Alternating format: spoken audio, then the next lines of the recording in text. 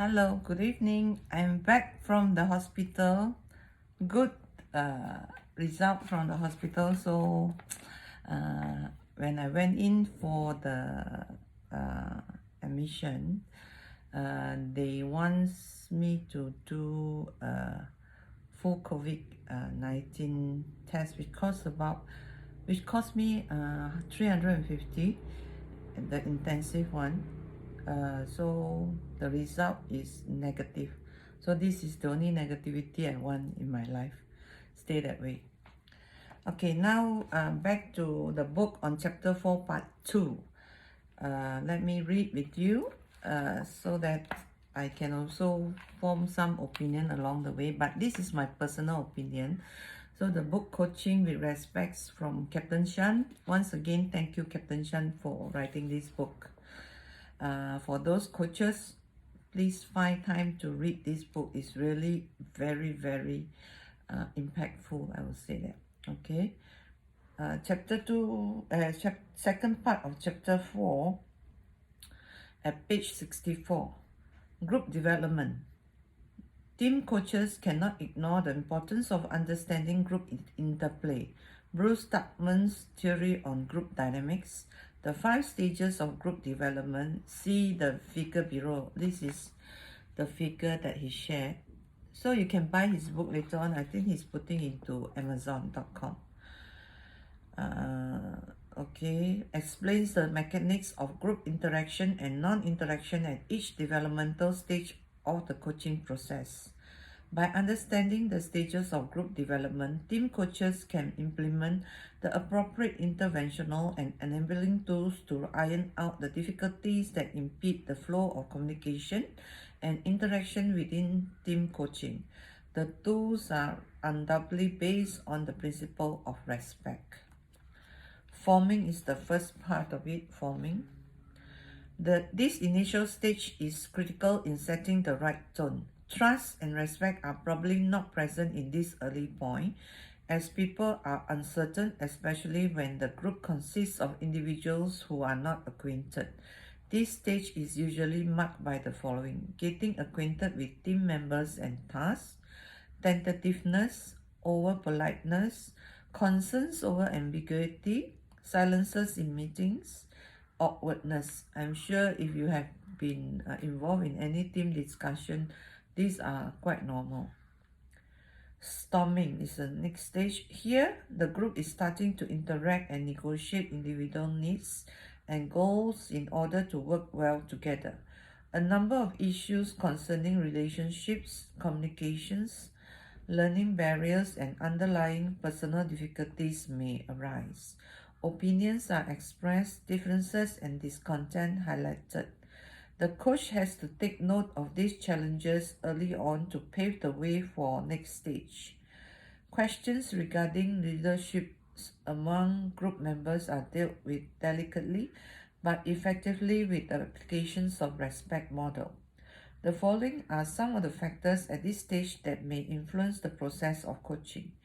They are threshold for success, toughest stage to manage, resolving differences into progress, questioning power relationships, challenging ideas of others, conflict may arise.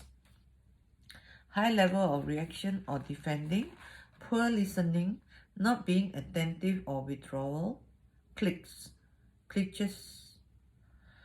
Norming. By this time, the individuals are starting to feel comfortable with each other. Some kind of bonding and common goals are established.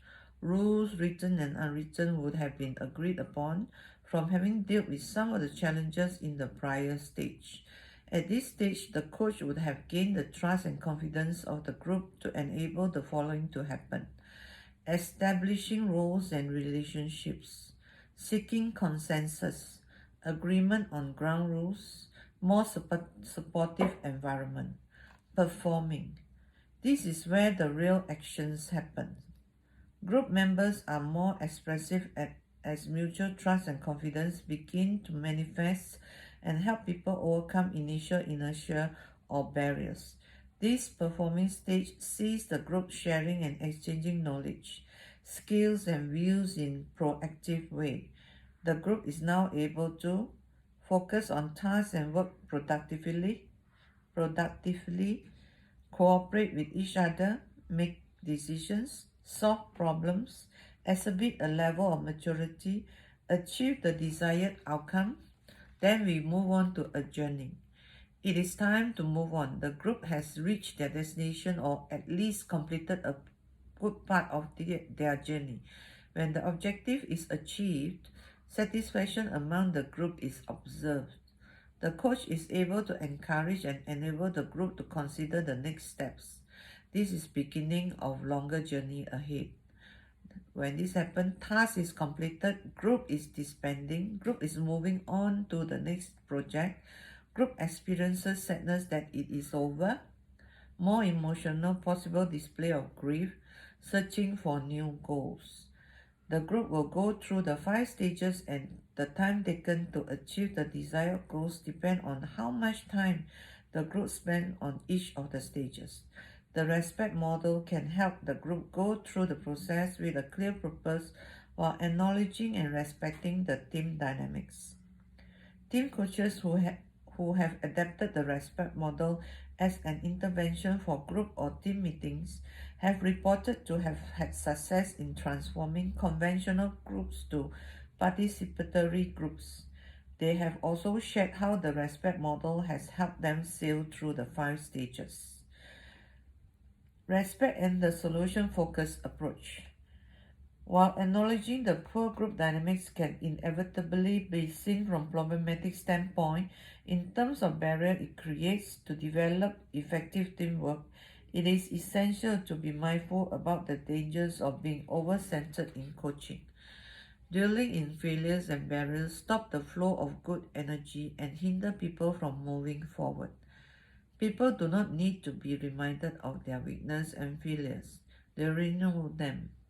Coaches help their participants to find their own potential and capacity by encouraging them to get out of the problem mindset and reflect on achievements, however small. One scenario that immediately comes to mind is a sales meeting. I once considered this engagement. The manager. Team A. I am disappointed with your performance. Why didn't you meet the 600 sales target? What's the problem? Member 1, we are member 2, we are short of 2 staff. Member 3, we are competing with new rival products.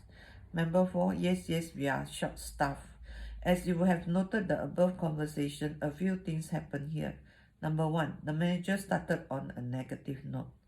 Number 2, the manager immediately asked why, focusing on the failure.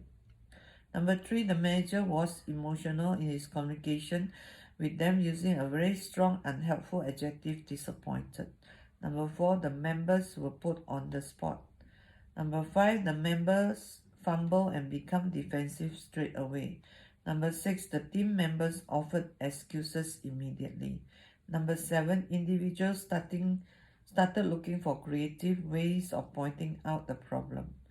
Number 8, blaming took place.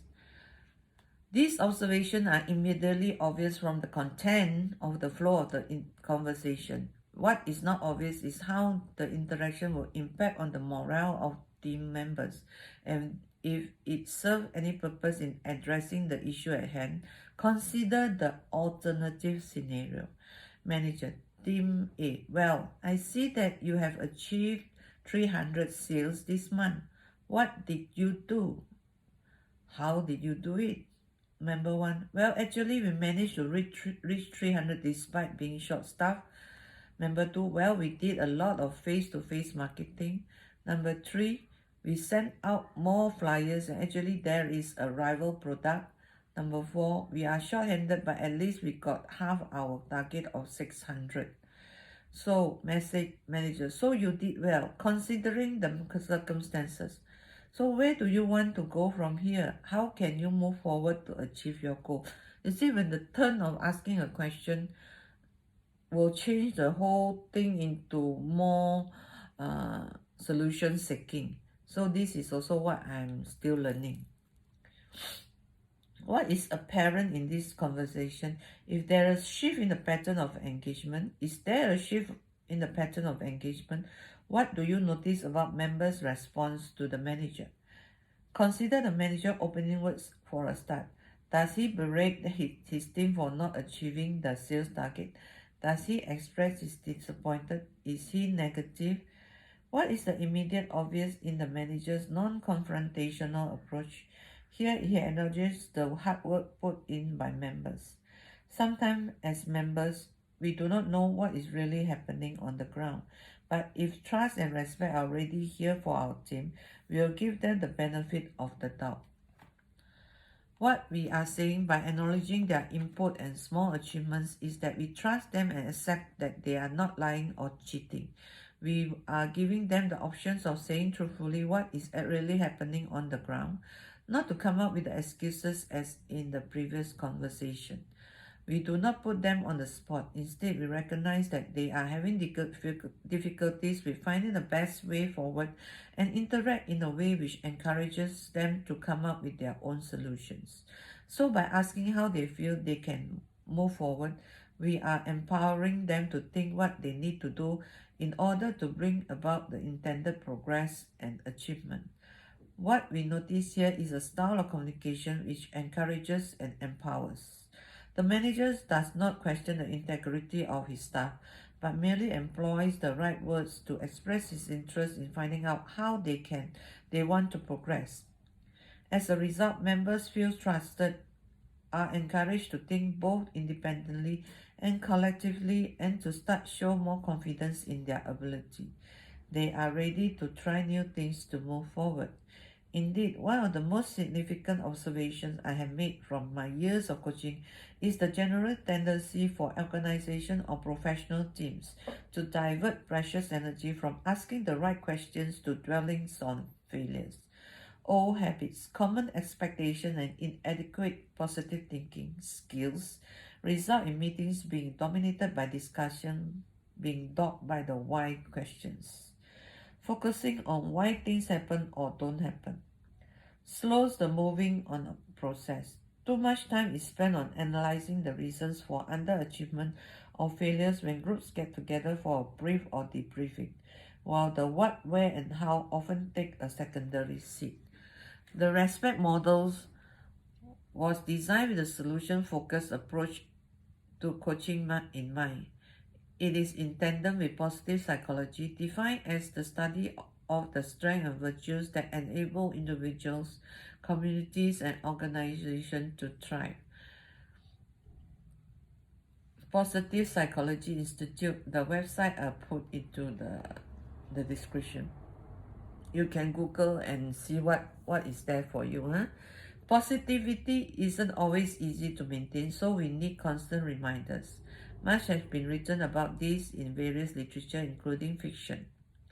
Intuitively, author Terry Goodkind wrote in Blood of the Foe, if your mind was filled only with thoughts of why you were going to lose, then you couldn't think of how to win. Dr. Mark McCurgo's Social Focus at Work succinctly remarked that if you focus on the problem, you become an expert in the problem. On the other hand, if you focus on solution, you become an expert in solution. This encourages us to make a distinct choice in our approach to delivering and procuring coaching. The latter denotes positivity and lends itself to skills and character building.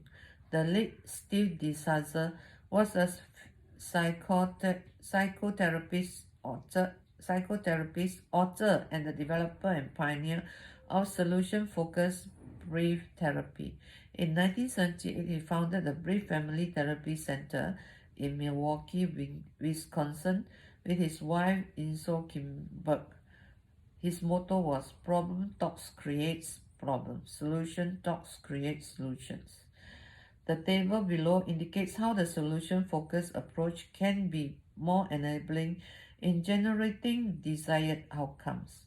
Review the two scenarios in a sales meeting again and see which of the factors listed below reflect the scenario concern.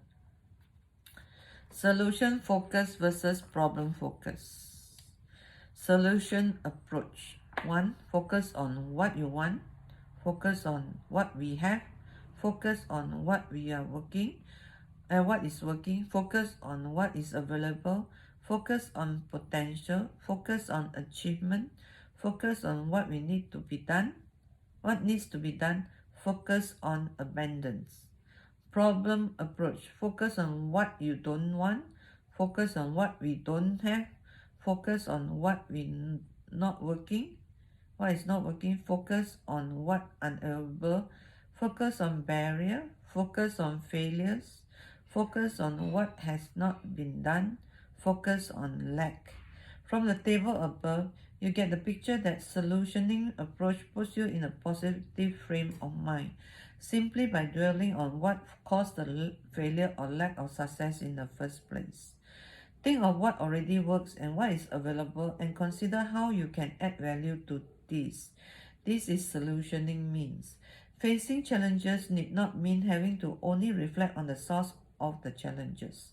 In the face of a crisis and difficulty, we are quick to talk about barriers and the lack of opportunity or resources. But where else does that lead us? Focusing on what's not working or what obstacles there are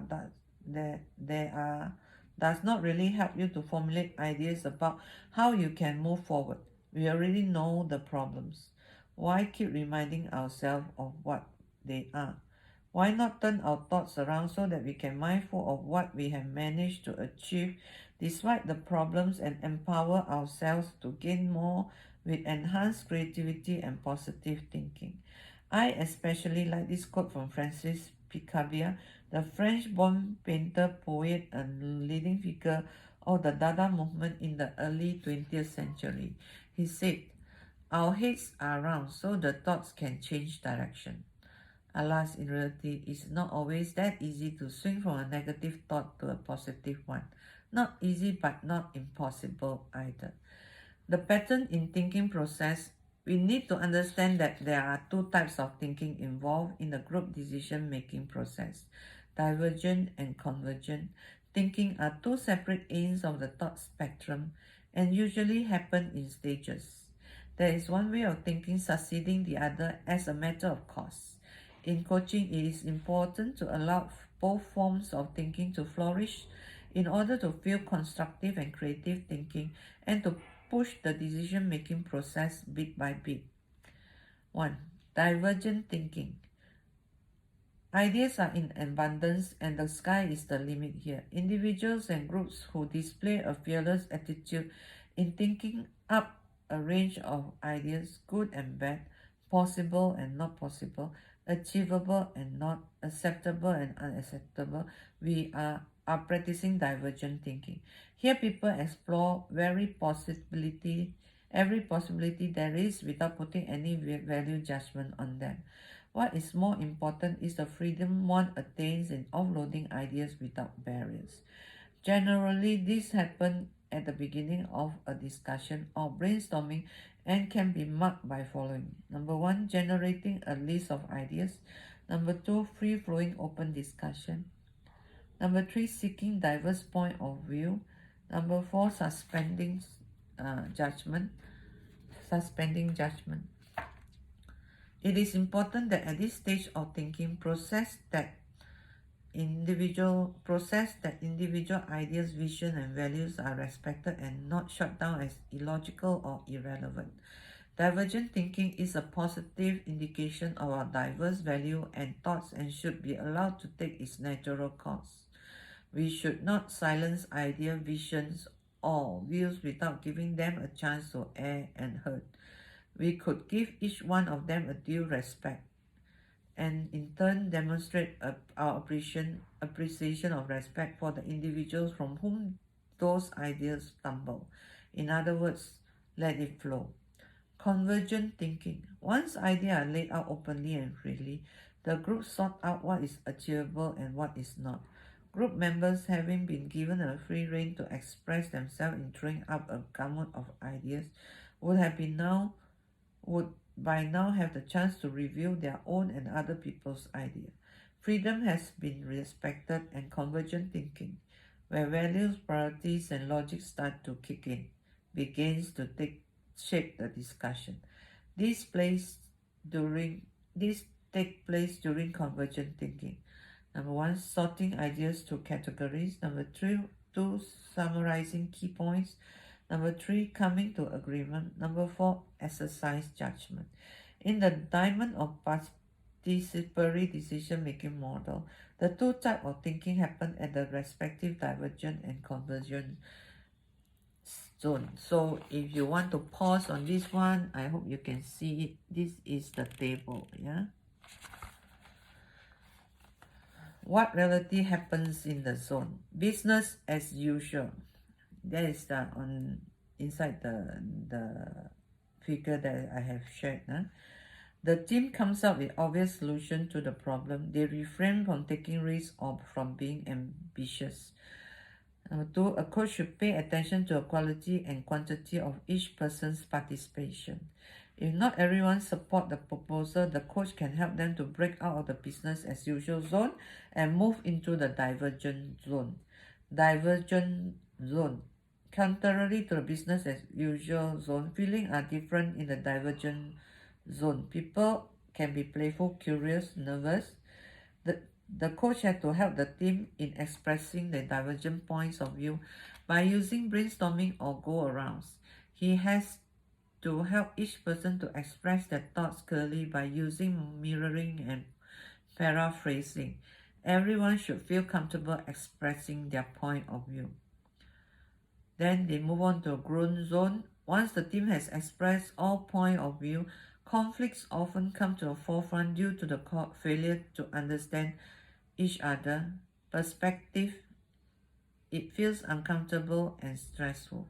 People don't see the lights at the end of the tunnel anymore. The task of a coach is not to prevent teams from entering the growth zone, but to support people in their efforts to understand each other's perspective. He has to assure the team that by going through this painful stage, they will eventually be able to solve the problem as a group. The team can start on working on a shared framework of understanding which will lead them to convergent zone. Convergent zone. Now that everyone has a shared framework of understanding, discussion goes smoother. Everyone gets the feeling that they are making progress again. People are enthusiastic and committed. The coach should let the team use their renewed energy to the fullest and get out of their way. Nonetheless, he should ensure that every proposal drawn up covers everyone's interests. Closure zone. Finally, a decision has to be made. The coach has to guide the team in making a decision. It has to be clear to everyone what the decision embodies and how it can be supported by all. Number four, after that, an agreement skill can help to pull the support of a decision. Grouping, developing, and decision making. The R.E.S.P.E.C.T model was designed to fit in the different stages of the thinking process from the perspective of group dynamics and development right through the decision making process. Looking at both Tuxman's and Kanner respective theories on group development and participatory decision making, there is a pattern. I have observed in the course of my work, each stage of group development and decision making are postulated by the authors respectively, could sit by side. Interestingly, as a result of this possibility of marrying the two models, various aspects of respect can be applied to a different step. Hence, we can employ R.E.S.P.E.C.T model to bring the team forward in the perspective of both Kanner and Tuxman's stages of development and decision making. So, this is the summary of the two models together. So can you see? You can pause it and copy it yourself, but I would suggest that you just buy the book from Captain Shan. It will be wonderful to have this book. Okay, that's the end of chapter 4. Tomorrow I'll read chapter 5. Have a good day. Bye. Thank you, Captain Shan. Thank you, Captain Shan.